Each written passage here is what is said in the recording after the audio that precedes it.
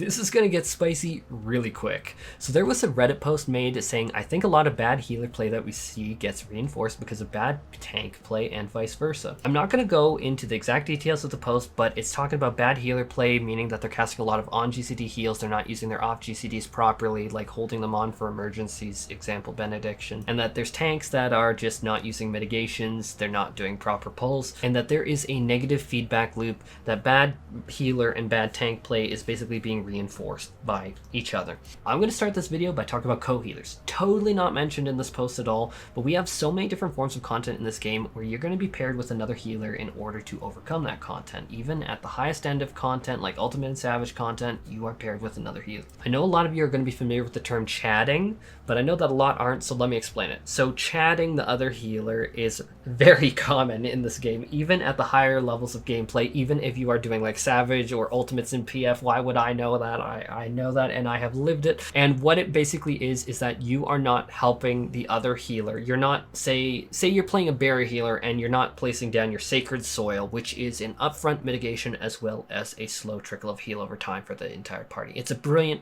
awesome skill, bread and butter. Every barrier healer should be using that for as many AoEs as they reasonably can. But because you're not doing that, all of that is going to fall down to your co-healer. And if your co-healer is another barrier healer, like let's say that you are a Scholar who's not using your cooldowns and that you're paired with a Sage, oh my god, in certain extreme trials, that is going to be super stressful as the healer's just spamming, like, do I just spam Prognosis? Because you know what, I used my Pepsis on my last shield and I just can't get everyone's HP up, and it's like, yeah, you're gonna probably need to spam Prognosis. You're getting chatted pretty hard. And I think that is like the nuclear option if you have like two barrier healers together and they're chatting each other, because at least with pure healers, you have some ability to like cover because you get like Medica too.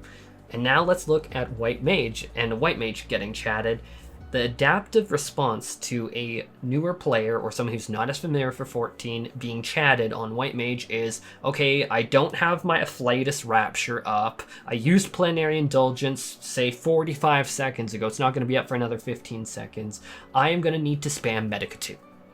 And in this situation where they're getting chatted by their other co-healer, they are learning kind of the hard way that, hey, if my co-healer isn't doing this, I guess I need to spam Medica. And then that just gets reinforced by like multiple experiences. And let's be real here, we've all had the experience of getting, or most healers who are on this channel have had the experience, the joyful experience of being chatted. And in that, in kind of like retrospective looking back, is that really a poor response to have? No, because they still managed to carry the group and get them out of that, even though it was a sub-ideal environment for them. And as such, this is why we're seeing so many Medica 2 bots, even at the higher ends of rating, just because they never had a consistent co-healer that was like, hey, I'm going to consistently make sure that there's Sacred Soil, Fey Illumination, or some kind of garbage out there. Now let's get to what the post is talking about, which is tanks not using cooldowns. And this, we all know, anyone who's healed, that a lot of tanks, I'd say maybe 60-70% of all of my expert runs and stuff, especially in like even more casual content,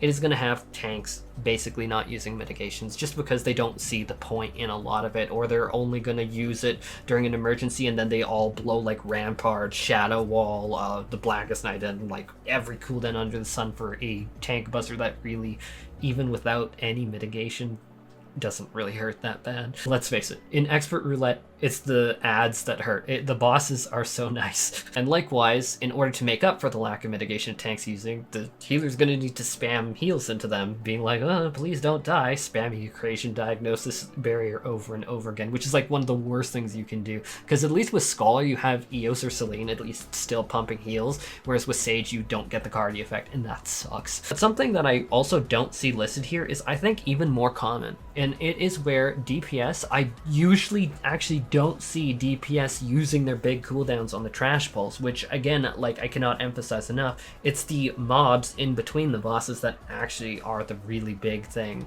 especially to the healer. It's not going to be the boss. Like the bosses, especially in Expert Roulette, are just not hitting that hard. But I cannot tell you how often, it almost feels like it is 70% plus the time that I see the DPS just using their most simple, most basic rotation.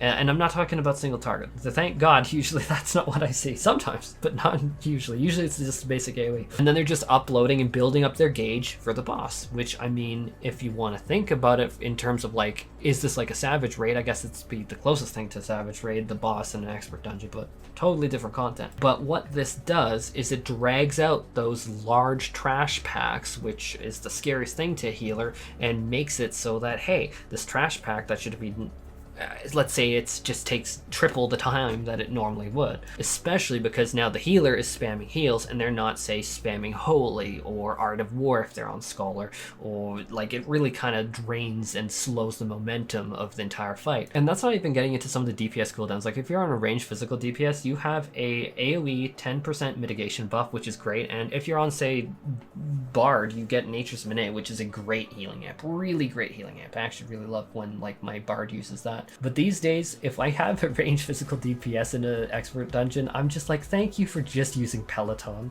which is like such a great ability, but I actually am just like, thank you for just using that. It feels like asking for Peloton these days. I don't even ask, but just hoping that they hit Peloton.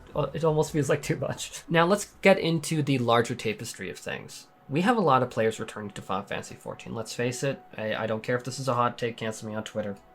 Like, Endwalker has not had much middleman content. Like, the missing middle is what I'm going to call it here, is that we have had amazing higher end content. Like when I started to prog DSR before I figured out that my fiance cheated on me, I'm going to try to not cry about that I'm still in so much pain. But we have had a lot of people leave. And now a lot of people are coming back, and they're obviously relearning the game. And so I think that acknowledging that these players are not bad players, because that's what fundamentally is being missed here. These are not bad players, but these are players that are being paired or put in teams where, hey, they do need to resort to spamming on GCD heals. It sucks. It is not the most adaptive response, but they're kind of being just taught, hey, in order to get through this content, I really need to carry a whole lot of weight. And it doesn't matter, even if it's like an extreme trial. Like if you're in Zeromus X and you're at that last final phase, which I think is brilliant, I love it so much as a healer, but your healer's chatting you, like let's say you're paired with a bear healer, they're not using Sacred Soil or Caracol, well, shit. You're going to need to pick up a lot of slack there, and the lilies are not going to cut it on their own. Like, let's be honest, I've said it many times on this channel, Expert Roulette is not difficult. But, and it's a massive Nicki Minaj sized but, Expert Roulette is massively difficult when you are on nightmare mode and you're on a healer and your tank isn't using cooldowns. They're doing wall-to-wall pulls, so thank God up above that at least they're doing wall-to-wall pulls. Your DPS are doing like the absolute bare minimum, and then these pulls are taking 3 to 4 times longer than they have. And I, even myself, will get into the like mentality of, okay, shoot, I need to shift my entire perspective on this because my off GCDs are not going to be enough on their own. This tank is going to fall. And that's really the trick of it, is you only really know what you can do when you build that confidence, and how's confidence built is just built through exposure to the content. And then you can have that like backups, like mentality about like, hey, normally I could pop Seraph and like throw like a protraction on this tank to amplify healing just a little bit and a little bit of healing buffer, and then this pull will be fine and I'm just going to spam Art 4. Great, that's great. But when the tank's not using mitigation, when the DPS is really slow, okay, now I need to spam maybe some like emergency tactics sucker. I know that you shouldn't normally need emergency tactics because of barrier. I know. Bad example. I'm just spitballing here. I'm not like talking off of a script. But knowing when to do that is only built through exposure. And now the thing is, we're talking a lot about healers here. A lot of tanks run out of cooldowns too. Like if a pull is taking 3 to 4 times as long, you've popped Rampart, that's 90-second cooldown. So you pop Shadow Wall, that's a 2-minute cooldown.